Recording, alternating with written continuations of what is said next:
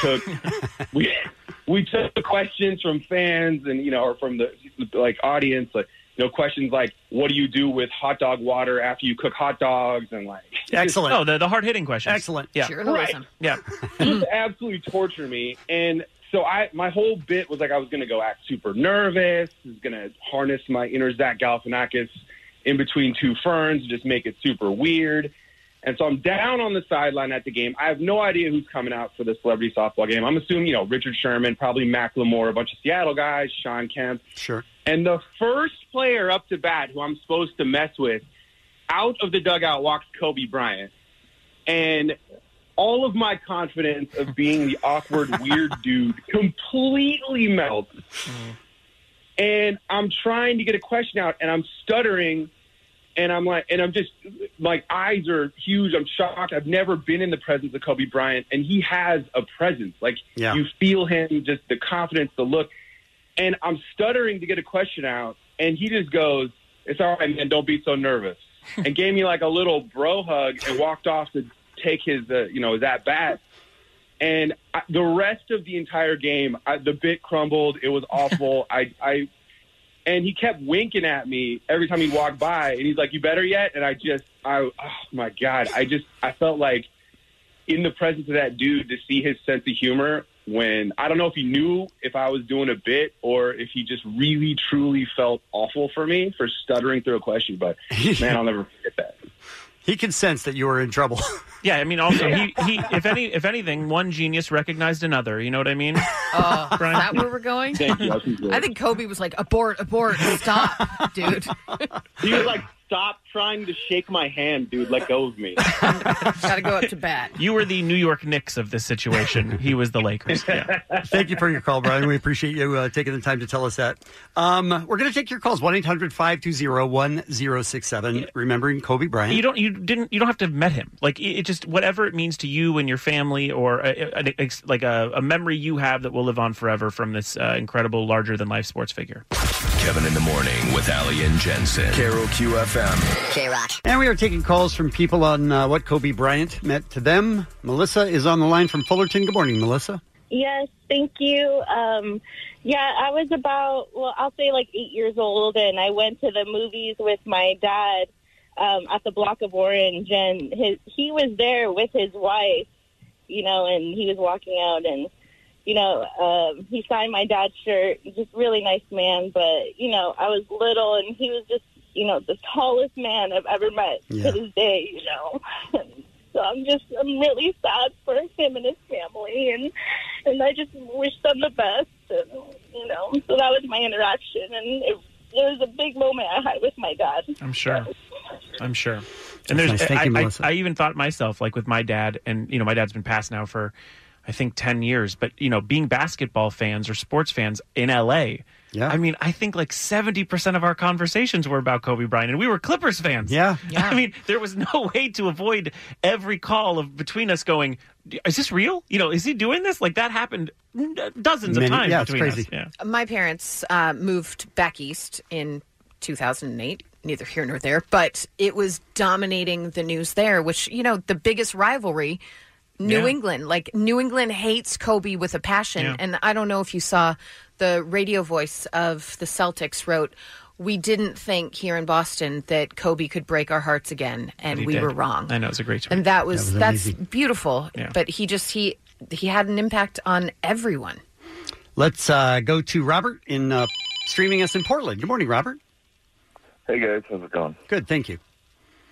Whenever I think of Kobe, I always think of L.A. I mean, I've lived up in Portland for now 7 years, and every time yesterday, just thinking about all the memories, it just brought me back to all the positive moments I had in L.A., how much he meant to me. All I could think about, every big Kobe moment, I could just think of where I was, who I was with. I could just think of my dad. I could think of all my best friends. There was just so much joy that he brought to me. And I could never thank him enough for that. Absolutely. He's greatest to ever do it. Yeah, it is. It is weird. Like, it's almost like a landmark moments. You know what I mean? Like the 80 points, the 81 points or whatever, the final shots, buzzer beaters. I mean, you remember where each of these things were, and it's almost like a guide in basketball, at least for me. Yeah. I don't remember the year that the Lakers were playing Portland, and it was a disastrous game, but the Lakers came back at the end, Game 7. And my favorite play is from that, and Kobe is just making the assist to Shaq. And Shaq dunks it, and everybody goes crazy. And they're like, wow, we actually might be able to come back. I mean, I always remember the Shaq pointing up to, which we just found out recently. We just found out recently he's pointing to Sharif O'Neal. He's pointing to his son, which I didn't know. He just did that in an interview. All right, let's go to Marin in Huntington Beach. Good morning. Hey, guys. Thanks for having me on this morning. Of course. You know, I'm 7 years older than Kobe, and I grew up around Huntington, and what people forget is that he's a Prince Charming around here. He met his wife when she was still in high school at Marina in Huntington. He took her to her senior prom when he was playing for the Lakers, if I remember right, and he married her. And then they stayed local, and I've worked in South Orange County in the schools here, and I have countless Kobe stories from kids that just meet him in sports and around town. And he was a golden light to this community. It's hard to express how much he's going to be missed. I'm at a high school in Irvine right now. I work here, and it's just sad today. Everybody feels it. This was a community member that was so bright. He shined so bright for so long, it's hard to believe he's gone. Yeah, a lot of I just hope we can remember him that way. Yeah, a lot of stories popped up in the last 2 days about him. Very strangely, a lot of accidents. He would get out of his car and help people who were in pretty serious accidents. And it's a situation in Huntington Beach or at some certain light where people sometimes run it and stuff. And it seems like he was very dialed in and always sort of helping the community there. So happy we got to hear from someone out there. Imagine, though, you're getting in an accident and you look up and you go, what? Yes, Kobe Bryant. What? Yeah. Am I hallucinating? Yeah, is this a vision? So weird. All right, let's go to Jose, calling from Carson. Good morning, Jose. Good morning, guys. Morning. Hey, so I used to work at John Wayne Airport, which is where his plane was at most of the time. His helicopter. And I remember one time I wasn't really paying attention, but I'm walking through, a lobby, and I bumped into somebody, and I'm not really, I wasn't paying attention. So I bump into this huge dude, like this huge of a man, and I'm looking up at him. I'm 5'8". I'm not that tall. I'm not that tall. I'm kind of average, but I'm really looking up at this guy. Yeah. And at that moment, I'm like, is it Kobe? And I'm like, you know what? I'm sorry, man. I didn't mean to. And he was like, yeah, no problem. And he just shook my hand, and I felt like a little kid. Like him grabbing my hand just felt like I was a little kid, and he was like this big old dude. Yeah. It's even the smallest moments with someone. That's what I'm saying. Yeah. Like it's like even just a bump and a handshake. It's like this dude represented a lot more to LA, and it's having his daughter involved in this crash. It's all so tragic, and it feels surreal to most people. Yeah. Takes a long time sort of to get through it in your mind. Let's go to Andrew in Claremont. Good morning, Andrew. Hey, good morning, guys. I am not actually a Kobe fan or Laker fan, basketball fan, but you can't deny what an athlete he was and what he did for the sports and his contributions to the community around him. I think what resonated the most is that I have a 12-year-old daughter, and it really shook me yesterday, realizing that we don't know how much time we have here, and we shouldn't take it for granted. Yeah. And it's just tragic for his family and all the other families, too. It makes us realize that we should really, enjoy what we have while we have it. Yeah, they started putting up all those pictures of him and video of him on the sideline with his daughter, and they're like talking through the game, and it looks like they're breaking it down. I don't know if you saw this. It was a meme going around that ties into this perfectly, but it says, leaving your home and coming back safely is such an underrated blessing that most of us take for granted. That's true. Yeah. And I morbidly thought to myself, because I think this, I like to say I love you to people that matter to me every day, because I've lost people and it's just very important to me. But my morbid thought was, what if these families had a fight before they left? Yeah. What if somebody got mad about something so small before they left, and this is their last memory? So it's a time to really take into consideration everyone in your life.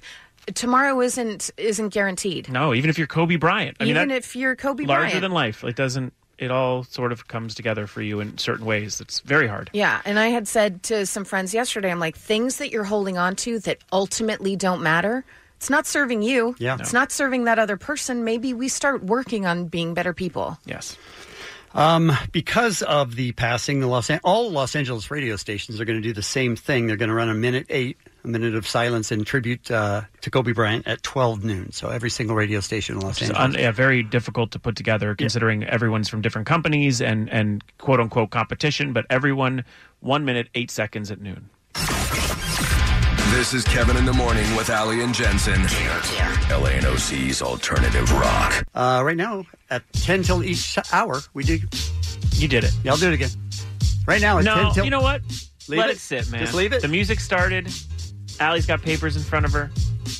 But I don't know what I do at 10 to the hour. That's true. You do have to tell her. That's what's happening here. Okay. No, that's what she says. Guys, we talked about this last year when they picked Alicia Keys to host the Grammys. None of us really knew what to expect. And then she did the show last year, and we all fell deeply in love with Alicia Keys. Yeah. She has such a spirit about her, and she's so genuine. Yeah, that's and what I she's love. so charming, and there's such a joy that comes out of every pore. She's just, you watch her and you're like, that's goodness. Yeah. That is just goodness. And I'll tell you this, they couldn't have been luckier to have her as the host last night, because Common said it. He said, there's no one better to be hosting this than a woman that has so much heart. And the way that, she was tasked with a very awful way to open a show, because she has to bring light to the fact that this is the home that Kobe built. This is the Staples Center. You're all thinking about Kobe. Before it was, you were all thinking about Nipsey, because this is where he's from. This is where his funeral was. There were so many things tied in to just the location of Staples Center. Yeah. And the way she handled the opening of the Grammys was a beautiful thing. But to be honest with you, we're all feeling crazy sadness right now. Because Los Angeles, America, and the whole wide world lost a hero. And we're literally standing here heartbroken in the house that Kobe Bryant built. Right now, Kobe and his daughter Gianna and all of those that have been tragically lost today are in our spirit. They're in our hearts. They're in our prayers. They're in this building. And I would like to ask everybody to take a moment and just hold them inside of you. Hold them inside of you. And share our strength and our support with their families. We never imagined in a million years we'd have to start the show like this. Never, never, never, never, never, never. That is so well said. I want Alicia Keys' phone number for whenever I'm going through something. Yeah. That is the most calming voice that just... she's such a beautiful human being. That is a hosting predicament. That is a nightmare. Wouldn't wish that I'm on sure they had a anyone. whole different... Cold open, yeah. Yeah, cold open, yeah. like, for a long, long time. And then all Sure. of a sudden, switch it up. That's crazy. It is a task no one wants, Yeah. and she did an incredible job. Because remember, they had to walk through the red carpet, and all that stuff was kind of canceled because there were tons of Kobe fans. They're coming down to Staples to celebrate Kobe. It is a very hard thing to do, and she nailed it. Absolutely. Boys to Men joined her on stage, and they did a rendition of It's So Hard to Say Goodbye. And it was the perfect way It was perfectly to done. handle it. Yeah. Absolutely. And a big night for our girl, Billie Eilish, who won the Big Four, they're saying.